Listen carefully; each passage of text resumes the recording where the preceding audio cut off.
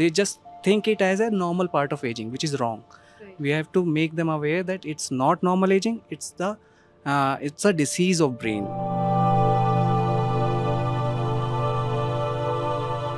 यही चीज़ बताया जाता है कि पेशेंट अग्रेसिव भी होंगे, गुस्सा भी करेंगे, कुछ भी कर सकते हैं, तो वो हमें अपना पेशेंस का ध्यान रख के प्लस में हमें उनके साथ एम्पैथी के साथ काम करना है। पेशेंट के साथ एक्टिविटी होती है, उनके साथ गेम खेलते हैं, उनके साथ बैठ के पेशेंट्स के साथ बात करते हैं, उन्हें समझने की कोशिश करते हैं।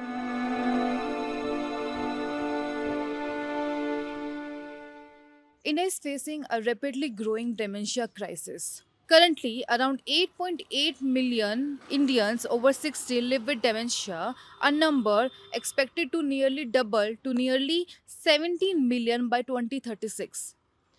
Despite this growing crisis, India has a very few specialized dementia care centers, mostly in major cities, leaving millions without access to proper diagnosis and support. Care continues to fall heavily on family members, often women, creating emotional hardships. With dementia prevalence higher in rural areas, there is a pressing need to scale dementia awareness, early diagnosis, and comprehensive care models to ease the burden on families and healthcare system alike. In most Indian homes, caregiving is done by untrained, exhausted, and heartbroken women. Some urban families turn to dementia care homes where trained professionals help residents hold on to fragments of who they once were, but such centers are rare. Fewer than 50 exist in India, mostly in big cities and out of reach for most families. In rural and semi urban areas, the struggle is lonelier, hidden behind closed doors, often mistaken for just old age. In Indian context, awareness is very minimum or bare minimum at Indian level. They do not know basic definition, basic what is the pathology regarding the dementia or what are the other changes. They just think it as a normal part of aging, which is wrong.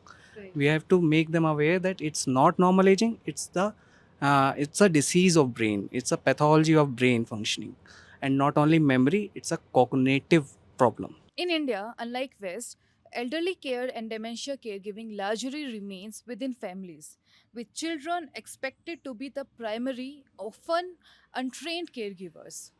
While this cultural norm has deep roots, it creates significant challenges as dementia cases rise. Family caregivers face enormous emotional and financial strain with limited professional support available. The question is, are we prepared for this imminent public health challenge? How can India's healthcare system and society adapt to support millions more with dementia, especially given the cultural expectations and limited care infrastructure? Addressing this requires urgent policy actions, new care models, and a stronger support ecosystem for patients and families. Many dismiss early symptoms as forgetfulness or stubbornness, delaying diagnosis until it's too late. But over the last 3 decades, organizations like ARDSI, Nightingale's Medical Trust, and Dementia India Alliance have begun stepping in. In Gurgaon, at Andhra Memory Care, dementia care looks and feels very different. जैसे कि every patient का जो problem है वो different होता है। तो जैसे किसी पेशेंट को शांत रहना है, किसी पेशेंट को ज़्यादा बातें पसंद हैं, तो हमें उनका जैसे कि एक दैनिक जो डेली रूटीन होता है, वो हम जानते हैं सबसे पहले कि उनका डेली रूटीन क्या है। जैसे कभी पेशेंट मेडिसिन को लेके वो गुस्सा हो जाते हैं कि नहीं मुझे अभी मेडिकेशन नहीं चाहिए। इस तरीके का भी थोड़ा चैलेंज सामने आता है, तो उस टाइम हम क्या करते हैं कि उनके साथ बैठ के पेशेंट्स के साथ बात करते हैं, उन्हें समझने की कोशिश करते हैं कि वो अभी एग्ज़ैक्ट टाइम पे क्यों नहीं लेना चाह रहे हैं। In Bangalore, Nightingale's Medical Trust has been building a dementia care network since 2006.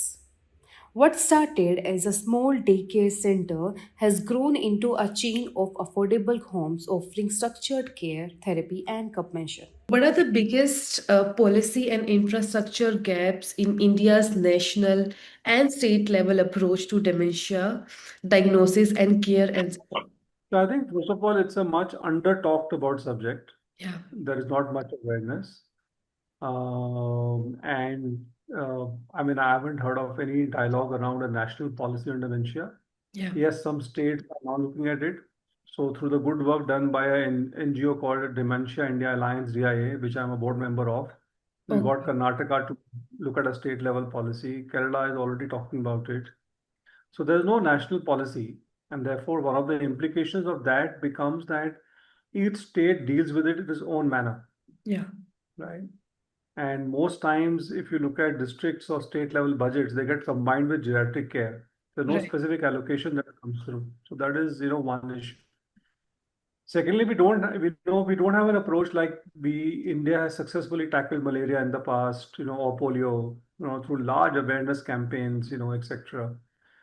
There's no such effort being made for dementia, and I think there are good learnings we can have through how we tackled either AIDS or malaria or leprosy now, right? And see how we can use that learning, either create a dementia registry.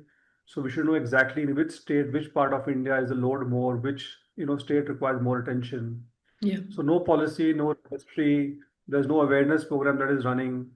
We also have, I think significant diagnostic gaps. So, I have been a caretaker to my mother who's had dementia for the last 7 years, right? Yeah.